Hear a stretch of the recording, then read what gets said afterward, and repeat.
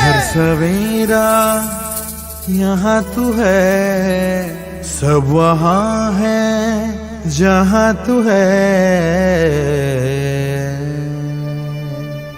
कुछ ऐसी ही मजबूत इरादों वाली महिला गार्गी पांडे हमारे बीच हमारे कार्यक्रम यशस्विनी में आज उपस्थित हैं।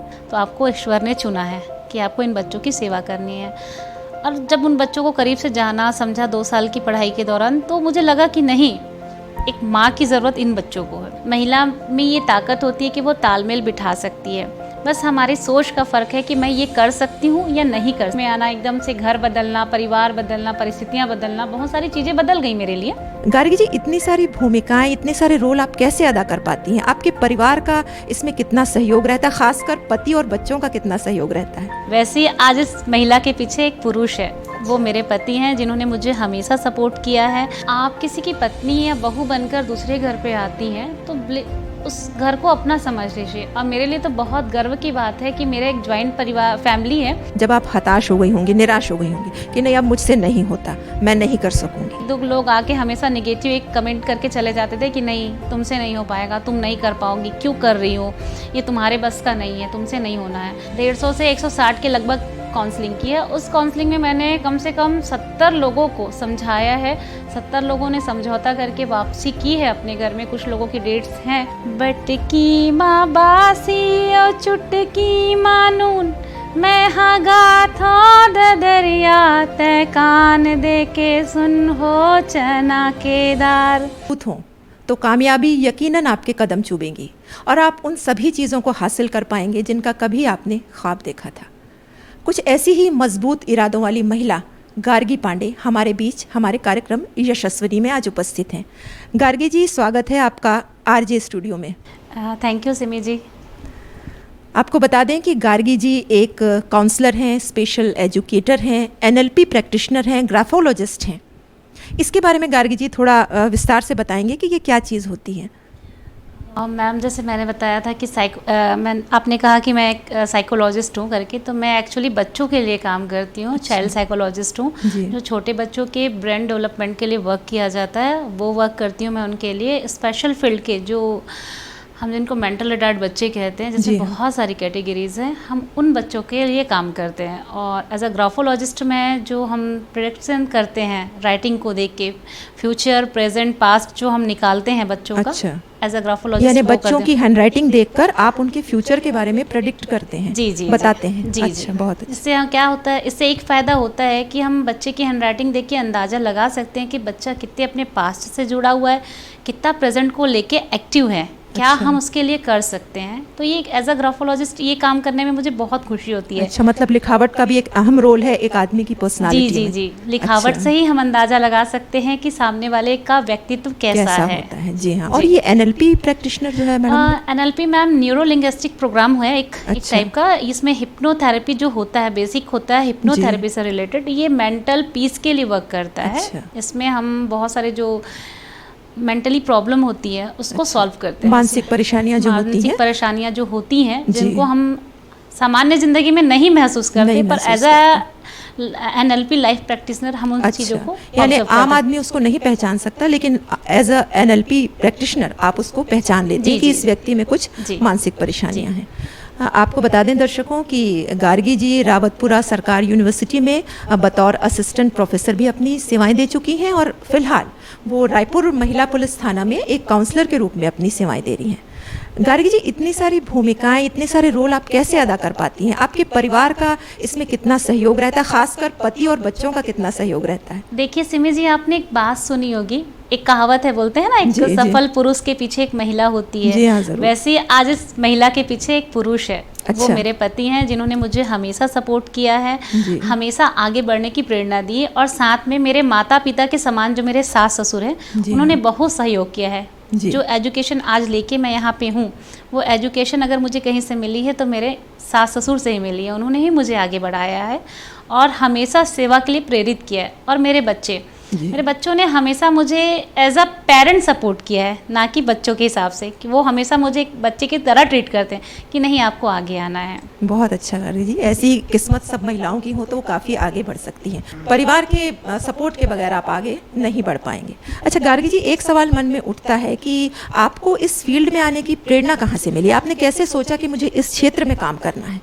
मैम, इसके लिए एक छोटा सा पॉइंट है। क्या है, मेरे बेटे को लेके मैं एक बार स्कूल गई तो मैम ने कहा कि आपके बेटे में मुझे कुछ प्रॉब्लम दिखती है, और मैं बहुत ज़्यादा परेशान हो गई कि मेरे बेटे में ऐसा क्या प्रॉब्लम है करके। हालांकि उसकी रिपोर्ट सभी नॉर्मल थी, पर ऐसे ही भटकते भटकते समझिए मैं पहुंच गई आकांक्षा इंस्टीट्यूट। वहाँ मैंने जाके जाना तो मैम ने बोला कि आप खुद पढ़िए, आप बहुत सारे बच्चों को पढ़ा सकती हैं। और वहाँ के नायक सर हैं, के नायक सर, उन्होंने एक शब्द कहा था कि अगर आप यहाँ तक आई हैं तो आपको ईश्वर ने चुना है कि आपको इन बच्चों की सेवा करनी है। और जब उन बच्चों को करीब से जाना समझा 2 साल की पढ़ाई के दौरान, तो मुझे लगा कि नहीं, एक माँ की ज़रूरत इन बच्चों को है। एज अ प्रोफेशनल नहीं, एक माँ की ज़रूरत है जो ज़मीन से जुड़ के उनके साथ काम कर सके। यानी शुरुआत घर से ही हुई है जी। आपकी। अच्छा, आपको बता दें कि गार्गी जी जो है RCI यानी the rehabilitation council of India शिक्षक प्रशिक्षित संघ की महासचिव भी हैं। इस बारे में थोड़ा गार्गी जी दर्शकों को बताएं कि ये क्या संघ है और ये क्या काम करता है? मैम, ये एक्चुअली RCI जो एक रजिस्टर्ड संघ है हमारा, छत्तीसगढ़ में है। विशेष बच्चों के लिए विशेष जो शिक्षक होते हैं उनकी मांगों को लेके वर्तमान में सरकार से लड़ रही है। वो चाहती है, जैसे 6.5 लाख दिव्यांग बच्चे हैं हमारे छत्तीसगढ़ में, तो हम 6.5 लाख दिव्यांग बच्चों के लिए विशेष शिक्षक चाहते हैं जो कम से कम उन बच्चों की स्क्रीनिंग करें, उनके लिए एजुकेशन की जो टेक्निक्स होती है वो टेक्निक्स लेके आएँ और उनको एजुकेशन दे सकें अच्छे से। उसके लिए हमारी लड़ाई वर्तमान में सरकार से चल रही है और हम अपनी कुछ मांगों को लेके सुप्रीम कोर्ट तक भी पहुंच चुके हैं इस चीज़ों को लेके। कोविड काल में गार्गी जी, जब सभी लोग हताश थे, निराश थे, अपने घरों के अंदर बंद थे, बाहर निकलने में सब भयभीत थे, उस वक्त भी आपने घर से बाहर निकलकर कई स्पेशल एजुकेशन बच्चों को दी, उनके माता पिता को काउंसलिंग की। तो इस बारे में आप थोड़ा विस्तार से दर्शकों को बताएं, और साथ ही आप एक संस्था भी चलाती हैं I am able, उसके बारे में भी थोड़ा हमें बताएं। जैसे कोविड काल का समय था तो देखिए, जो नॉर्मल जो सामान्य व्यक्ति है या सामान्य बच्चे हैं उन्होंने ऑनलाइन के माध्यम से अपनी पढ़ाई पूरी की, और जो विशेष बच्चे थे उनके लिए एक विशेष ट्रेनिंग होती है। तो विशेष बच्चों को ट्रेनिंग देने के लिए उनके घर तक पहुंचना ज़रूरी था। मैंने बहुत सारी अपनी सुरक्षा को दरकिनार करके उन बच्चों तक के अपनी पहुंच रखी, उन बच्चों तक के अपनी जो चीज़ें थी पहुंचानी थी एजुकेशन को लेके, वो मैंने पहुंचाया। पेरेंट्स को भी अलर्ट किया कि हम क्या क्या उनके बच्चों के साथ जो कर रहे हैं, कम से कम आप घर पे ये कीजिए, तो आपका बच्चा वहाँ पे जो उसकी ग्रोथ है वो रुकेगी नहीं। क्योंकि नॉर्मल चाइल्ड एक बार ग्रोथ करके रुकने के बाद फिर ग्रोथ कर सकता है, पर जो स्पेशल बच्चे होते हैं वो हमेशा एक कंटिन्यूटी पे करते हैं, तभी उनका ग्रोथ सही रहता है।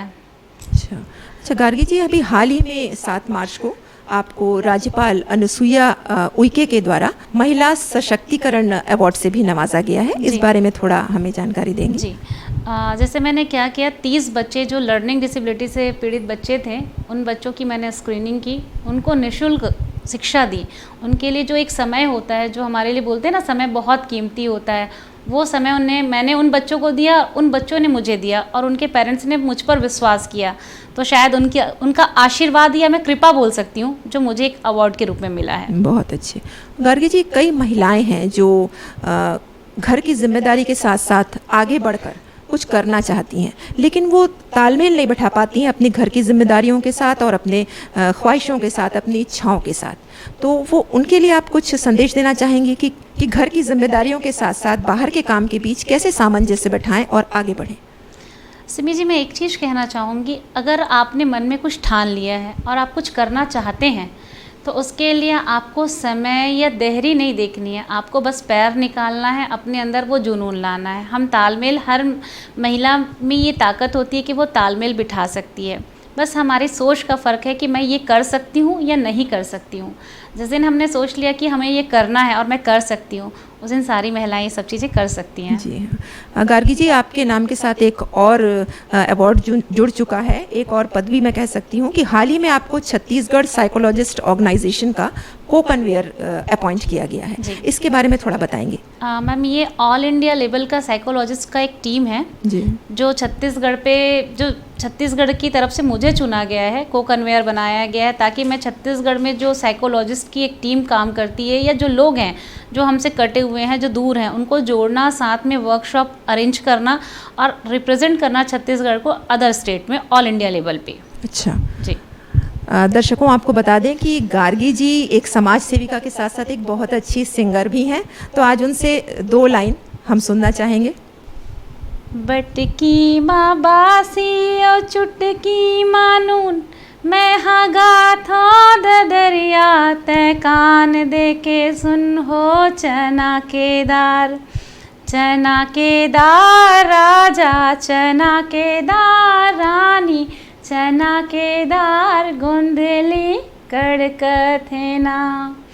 बागे बगीचा दिखे है हरियर, बागे बगीचा दिखे है हरियर, मोटर वाला नहीं देखे बांधे हो नरियर हो चना के दार। चना के दार राजा, चना के दार रानी, चना के दार गोंदली कड़कथेना। गार्गी जी, दर्शक आपकी पारिवारिक पृष्ठभूमि के बारे में भी जानना चाहते हैं कि आपकी शिक्षा दीक्षा कहाँ से हुई, आप किस क्षेत्र से आती हैं, और शादी के पहले आपका जीवन कैसा था, आप पढ़ाई आपने कहाँ तक की और कैसी स्टूडेंट रही हैं, पढ़ने में आपकी रुचि थी, कितनी थी? सिमी जी, मैं पहले बता दूं, मैं जिस क्षेत्र से आती हूँ एक्चुअली वो एक आदिवासी बाहुल्य क्षेत्र है, दल्ली राजरा जिसको बोला जाता है, दल्ली राजरा बालूद का वो एरिया है। मेरी प्रारंभिक शिक्षा गांव के स्कूल में हुई थी, मैंने 12th तक की पढ़ाई वहाँ की। उसके बाद मैंने डिग्री गर्ल्स कॉलेज में एडमिशन लिया और 3 साल हॉस्टल में रह के मैंने ग्रेजुएशन किया। उस दौरान मैं एक चीज़ एकदम ईमानदारी से बताना चाहूँगी कि मैं एक एवरेज स्टूडेंट थी जो कभी सक्सेस होने का सोच ही नहीं सकती थी। मुझे हमेशा ये लगता था कि मैं लाइफ में हमेशा फेलियर ही हूँ और फेलियर ही रहूँगी करके। पर धीरे कुछ समय के पश्चात ऐसा लगा कि नहीं, मुझे थोड़ा सा आगे बढ़ना है, तो मैंने ग्रेजुएशन के बाद वकालत की पढ़ाई की बालूद कॉलेज से। वकालत की पढ़ाई के समय ही मेरी शादी हो गई। जब मेरा फाइनल ईयर चल रहा था तभी मेरी शादी हो गई। तो शादी के बाद लाइफ में जो एक होता है, एक औरत की लाइफ में जो बदलाव आता है, वो बदलाव शुरू हुए लाइफ में आना। एकदम से घर बदलना, परिवार बदलना, परिस्थितियाँ बदलना, बहुत सारी चीज़ें बदल गई मेरे लिए। तो शादी के बाद यानी आपको आपके सास ससुर का कितना सपोर्ट मिला? कि जनरली ये देखा जाता है कि जॉइंट फैमिली में बहुत मुश्किल होता है एक स्त्री का आगे बढ़ना। तो आप हमारी और महिलाओं को जो जॉइंट फैमिली में रहते हुए कुछ करना चाहती हैं, आगे आना चाहती हैं, वो उनके लिए क्या संदेश आप देना चाहेंगी? मैं उनको एक ही संदेश देना चाहूँगी कि जब आप किसी की पत्नी या बहू बनकर दूसरे घर पे आती हैं तो उस घर को अपना समझ लीजिए। और मेरे लिए तो बहुत गर्व की बात है कि मेरा एक जॉइंट परिवार फैमिली है जिसमें 17 लोग हैं और 17 लोगों ने कहीं ना कहीं कुछ ना कुछ मुझे सपोर्ट किया है, जो आज मैं यहाँ पे बैठी हुई हूँ। अक्सर शादियों के बाद पढ़ाई छूट जाती है, लोगों का कैरियर छूट जाता है, पर मेरे सास ससुर ने माँ बाप बन के मुझे हर वो चीज़ करवाई है। जब मैंने उनसे इजाज़त मांगा कि नहीं मुझे ये पढ़ना है, ठीक है पढ़ो, मुझे ये सीखना है, ठीक है सीखो, मुझे ड्राइविंग करनी है, ठीक है करो, मुझे ये करना है, मतलब हर एक परमिशन उन्होंने दी है, सिर्फ इसलिए कि कहीं ना कहीं हम लोगों के बीच में ऐसा था कि मैं उनकी बहू बन के नहीं थी, मैं उनकी बेटी थी और वो मेरे माता पिता थे, तो उन्होंने मुझे हमेशा सपोर्ट किया है। गार्गी जी, कभी ऐसा पल भी आया होगा जब आप हताश हो गई होंगी, निराश हो गई होंगी कि नहीं अब मुझसे नहीं होता, मैं नहीं कर सकूँगी, ऐसा भी कभी पल आया और उसको आपने कैसे उससे जीत हासिल की? बहुत बार आया ये पल, मेरे जीवन में बहुत बार आया है। जब भी मैं कुछ करती थी, पता नहीं बाहरी लोगों को दिक्कत होती थी, एक दो लोग आके हमेशा नेगेटिव एक कमेंट करके चले जाते थे कि नहीं तुमसे नहीं हो पाएगा, तुम नहीं कर पाओगी, क्यों कर रही हो, ये तुम्हारे बस का नहीं है, तुमसे नहीं होना है। तो ये जो शब्द थे तुमसे नहीं होना, वो हमेशा तकलीफ देता था। और मैं एक चीज़ और खुल के बताऊँ कि मैं इसके लिए घंटों घंटों अपने आप को कमरे में बंद करके रोती थी, पर एक था सपोर्ट पीछे जो खड़ा था, जैसे मैं अपना हस्बैंड, मैं अपना लाइफ लाइन कहती हूँ, उन्होंने हमेशा कंधे पे सिर हाथ रख के समझाया कि रो मत, रोने से कुछ नहीं होगा, तुम कर सकती हो और तुम वर्ल्ड की बेस्ट लेडी हो जो हर कुछ कर सकती हो, सुपर वुमन हो। उन्होंने मुझे सुपर वुमन का टैग दिया हुआ है। बहुत अच्छे। अच्छा गार्गी जी, एक और आपसे सवाल पूछना है कि आप एक काउंसलर हैं, महिला थाने में आप जाके निःशुल्क सेवाएं देती हैं, तो वहाँ आपके पास काफ़ी केसेस आते होंगे, तो बहुत ज़्यादा जो मामले आते हैं वो किस किस्म के आते हैं? पारिवारिक समस्याएं पति पत्नी की आती हैं या और सास बहू की आती हैं, उनको आप कैसे हैंडल करती हैं?